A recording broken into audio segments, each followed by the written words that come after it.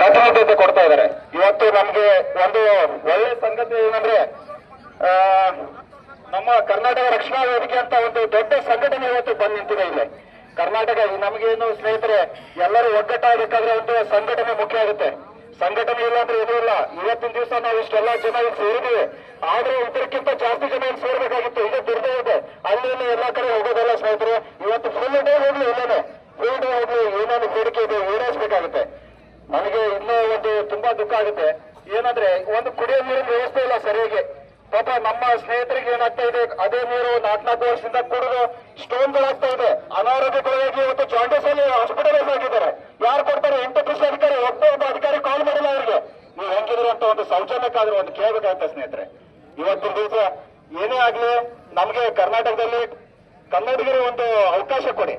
ಇವಾಗ ಟೆಸ್ಟಿಂಗ್ ಇನ್ನೂರು ಅದು 108 ಬರ್ತಾರೆ. ನಮ್ಮ ಕನ್ನಡಿಗರಲ್ಲಿ ಇದ್ದಾರೆ, ಬಿಟೆಕ್ ಆಗಿದೆ, ಎಂಟೆಕ್ ಆಗಿದೆ, ಡಿಪ್ಲೊಮಾ ಆಗಿದೆ, ಎಲ್ಲ ಪ್ಲಾನ್ ಇದ್ದವರೇ ಹುಡುಗರಿದ್ದಾರೆ. ಅವ್ರನ್ನ ಕೆಲಸಕ್ಕೆ ತಗೊಳ್ಳಿ. ಪ್ಲಾಂಟ್ ಇನ್ನೂ ಪರ್ಫಾರ್ಮೆನ್ಸ್ ಮಾಡಿ ನಿಮ್ಮ ರೆಪ್ಯುಟೇಷನ್ ಕಾಪಾಡ್ತಾರೆ. ಬೇರೆ ರಾಜ್ಯದವರಿಗೆ ಪ್ರತಿನಿಧಿ ಕೊಡೋದು. ಅವ್ರು ನೋಡಿ ಯಾರು ಇಲ್ಲ, ಸ್ಟ್ರೈಕ್ ಅಲ್ಲಿ ರೂಮಲ್ಲಿ ಕುತ್ಕೊಂಡಿದ್ದಾರೆ. ಈಗ ಯಾರಿದ್ದಾರೆ? ಕನ್ನಡಿಗರೇ ಇರೋದು. ದಯವಿಟ್ಟು ಹೇಳ್ತಾ ಇದ್ದೀನಿ, ಒಕ್ಕಟ್ಟಿನಲ್ಲಿ ಬಲ ಇದೆ. ಇನ್ನೊಮ್ಮೆ ಹೇಳ್ತಾ ಇದ್ದೀನಿ, ಒಕ್ಕಟ್ಟಿನಲ್ಲಿ ಬಲ ಇದೆ. ಒಕ್ಕಟ್ಟನ್ನ ನಾವು ಹಾಳು ಮಾಡ್ಕೊಳ್ಳೋದು ಬೇಡ. ಕನ್ನಡಿಗರ ಜೊತೆಯಾಗಿರೋಣ.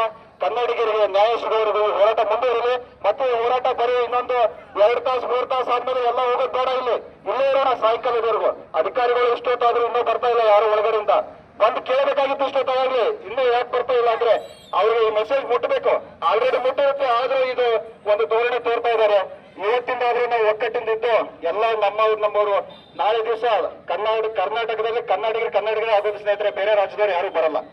ಬೇರೆ ರಾಜ್ಯದವ್ರು ನೀವು ನೋಡಬಹುದು, ನಾವು ತೋಡ್ಫೋಡ್ ಮಾಡೋ ಮಂದಿ ಅಲ್ಲ, ಸಮಾಧಾನದಿಂದನೇ ನಾವು ಇದು ಮಾಡ್ತಾ ಇದೀವಿ. ಇಲ್ಲಿವರೆಗೂ ಆಯ್ತು, ಬೆಂಗಳೂರಿಂದ ಹಿಡಿದು ನಾವು ಬೀದರ್ವರೆಗೂ, ಈ ಕಡೆ ಎಲ್ಲ ನಾರ್ತ್ ಇಂದ ಸೌತ್ ವರೆಗೂ ಕರ್ನಾಟಕದವರು ಶಾಂತಿಯುತವಾಗಿ ಕಾನೂನಿನ ಒಂದು ಚೌಕಟ್ಟಿನ ಅಡಿಯಲ್ಲೇ ಹೋರಾಟ ಮಾಡ್ತಾ ಇದೀವಿ. ಕಾನೂನು ಬಿಟ್ಟು ನಾವೇನು ನೋಡಲ್ಲ. ದಯವಿಟ್ಟು ಅಧಿಕಾರಿಗಳಾದಂತವರು ಎಲ್ಲರೂ ಸಹಕಾರ ಮಾಡಿ ಒಂದು ನ್ಯಾಯವನ್ನು ದೊರಕಿಸಿಕೊಡ್ಬೇಕಾಗಿ ವಿನಂತಿಯನ್ನು ಮಾಡ್ತಾರೆ.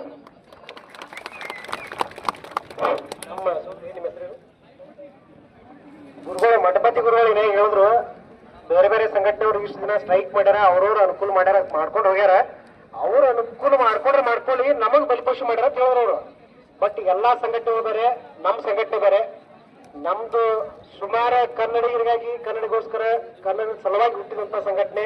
ನೀವು ರಾಜ್ಯದಲ್ಲಿ ಇವತ್ತಿನ ಮಟ್ಟಿಗೂ ಪ್ರವೀಣ್ ಶೆಟ್ಟರ್ ಹೆಸರು ನೀವು ಕೇಳ್ರಿ, ಇಲ್ಲ ಸರ್ಚ್ ಮಾಡಿ ನೋಡ್ರಿ, ಒಂದೇ ಒಂದು ಕಪ್ಪ ಚುಕ್ಕಿಲ್ಲ ಇಲ್ಲಿ ತನೂ ನಮ್ಮ ರಾಜ್ಯಾಧ್ಯಕ್ಷರಿಗೆ. ಅವ್ರು ನಮ್ಮ ಸಂಘಟನೆ ಏನೇ ಸಂಸ್ಥಾಪಕರು. ಹಿಂಗಾಗಿ ನಾವು ಯಾವುದೇ ಇರ್ಲಿಕ್ಕೆ, ಯಾವುದೇ ಆಸೆ ಇಟ್ಕೊಂಡು, ಯಾವುದೇ ನಾಳೆ ನಮ್ಲಿಂತ ಕೆಲವೊಂದು ಇರ್ತದ, ಇವ್ರು ಬಂದಾರಪ್ಪ ಅಂದ್ರೆ ಇವ್ರು ಹೇಳಿದ ಹುಡುಗರಿಗೆ ಕಳಿಸ್ತಾರೇನೋ, ಇವ್ರೇನೇ ತಗೋತಾರನ, ಇಲ್ಲೇನೋ ಒಳಗ್ ಗಾಡಿ ಬಿಡುದು, ಏನೇನೋ ಕೆಲಸ ಟೆಂಡ್ರ ಇವ್ರಿಗೆ ಬೇಕನ್ನ ಅದಕ್ಕೆ ಬಂದ್ರೆ ತಿಳಿತಾರ.